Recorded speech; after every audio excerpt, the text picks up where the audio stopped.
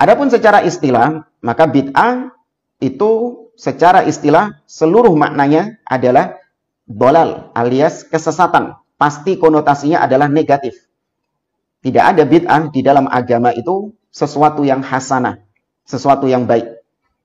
Kata Al-Imam Syatibi rahimahullah ta'ala dalam kitabnya Al-I'tisam, ketika beliau mendefinisikan tentang bid'ah, beliau mengatakan al-bid'ah hiya tariqatun fid din mukhtara'atun tudahi syari'ah yuqsadu bisuluki 'alaiha al-mubalaghatu fit ta'abbudi lillahi subhanahu.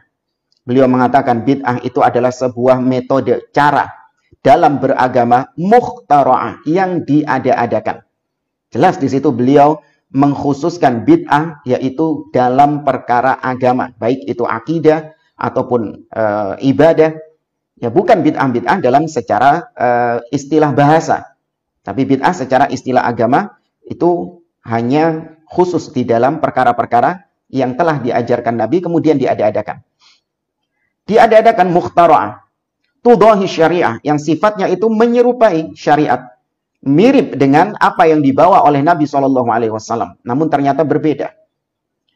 Dimaksudkan dengan bid'ah tersebut, kata Imam Asy-Syatibi, al-mubalaghah, yaitu berlebih-lebihan, ekstrim dalam beribadah kepada Allah Subhanahu wa Ta'ala. Ya, maka bid'ah itu dalam istilah syar'i semuanya sesat. Demikian juga hadis Nabi SAW yang beliau sampaikan setiap kali khutbatul hajah. Beliau mengatakan, wa syarrul umuri muhdatsatuha wa kullu muhdatsatin bid'ah wa kullu bid'atin dhalalah. Ya, setiap yang baru itu bid'ah dan setiap bid'ah itu sesat. Nah, ini maksudnya bukan bid'ah dalam perkara bukan bid'ah secara bahasa namun bid'ah secara apa itu bid'ah? Bid'ah membuat sesuatu yang tidak dibuat oleh Nabi Muhammad SAW. Tidak ada dalilnya dari 3 aspek. Qauli, fi'li, takriri. Perbuatan yang tidak ada dalilnya bid'ah.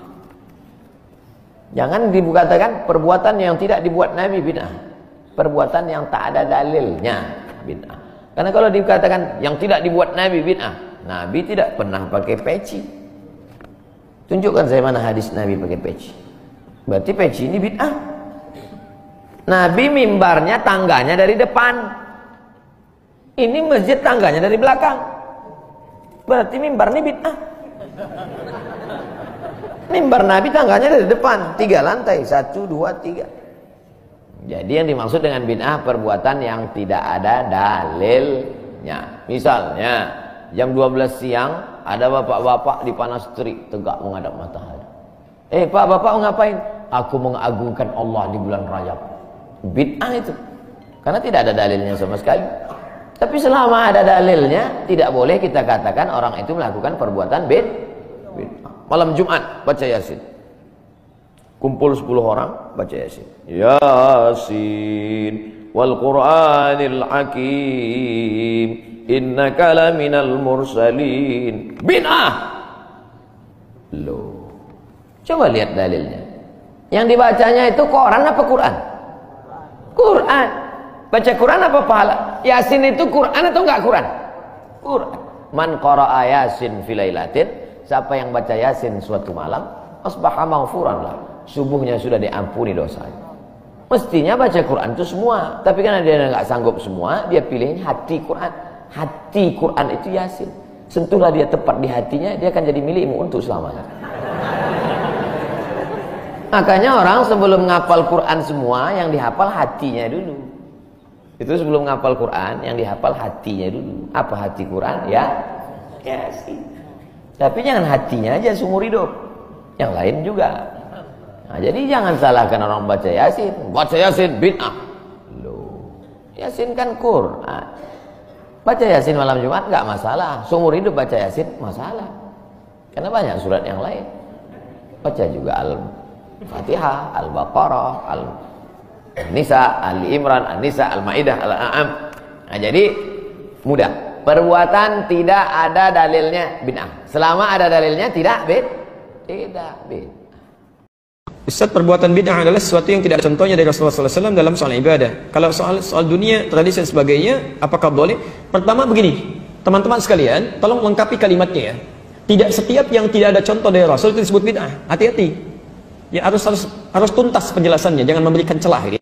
Ingat, yang disebut bid'ah itu sesuatu yang tidak ada ketentuannya dari Rasul. Ketentuan ini ada 4 sifatnya. 1, ada dalilnya, ada contohnya. Seperti sholat, jelas ya. Kedua, ada dalilnya, contohnya sementara, seperti kunut. Okay? Yang ketiga, ada dalilnya, cuma contohnya nggak ada.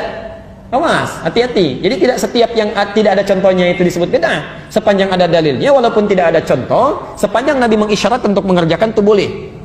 Boleh, karena tidak setiap yang disampaikan Nabi beliau contohkan kalau dalam kondisi tertentu.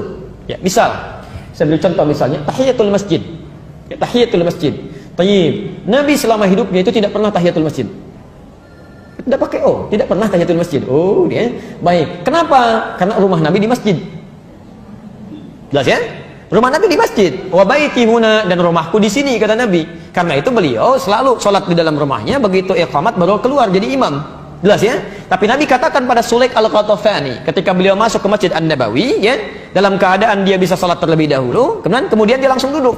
Maka kata Nabi dikatakan, "Idza dakhala ahadukum al-masjid fala yajlis hatta yusalli rak'atain." Kalau Anda masuk ke masjid dalam suasana yang santai, tenang, ingin i'tikaf duduk, maka jangan langsung duduk kecuali sholat 2 rakaat terlebih dahulu. Jelas sampai sini? Nabi sendiri tidak mempraktekkan itu karena kondisinya memang tidak memungkinkan. Jelas ya? Yang kedua yang lebih dahsyat adalah, maaf, Anda zakat pakai apa? Beras, kan? Uang. Nabi nggak pernah zakat pakai beras. Silakan tunjukkan pada saya. Satu hadis saja yang menunjukkan Nabi pernah zakat pakai beras. Jangankan hadis sahih, hadis palsu pun nggak akan ada. Anda cari sampai kiamat kurang 2 hari nggak akan ditemukan. Ya, sehari lagi buat berpikir kita untuk apa nyari gitu kan? Baik, nggak ada karena Nabi zakatnya pakai gandum atau pakai kurma. Tapi kemudian di zaman Muawiyah ketika beliau jadi gubernur di Syam, di Damaskus, beliau katakan yang dimaksud zakat menggunakan kurma ataupun gandum itu irqun, makanan pokoknya. Jadi kalau makanan pokok di satu tempat kemudian digunakan sebagai bagian dari zakat itu boleh. Ya, sepanjang itu bagian dari makanan pokok. Makanan pokok kita apa? Itu makanan ibu. Ya, makanan saya itu nasi. Beras itu makanan pokok bagi hewan yang bertembolok. Ya, ayam itu makanan pokoknya beras. Tapi nasi sumbernya dari beras, boleh menjadi bagian dari zakatnya. Tapi contoh dari Nabi tidak ada. Jadi tidak setiap yang nggak ada contohnya itu disebut dengan bid'ah. Jelas ya? Kecuali yang keempat, tidak ada dalil, tidak ada contoh, kemudian dikerjakan itu yang bermasalah. Salat, saya tutup sampai sini karena waktu kita akan masuk adzan asar. Salat takbir sampai bersedekap. An-Nasai nomor hadis 886 sampai 889. Nabi katakan angkat sejajar dengan bahu, Al-Bukhari 715, angkat sejajar dengan daun telinga, An-Nasai 1101, kemudian langsung letakkan telapak tangan yang kanan di punggung yang kiri, letakkan di dada. Ya, taib, bahasanya langsung. Contohnya jelas, dalilnya jelas. Anda melakukan kegiatan misal diangkat, tiba-tiba nggak enak kiri dulu, mungkin enaknya kanan dulu, masukkan kanan, angkat tutup begini.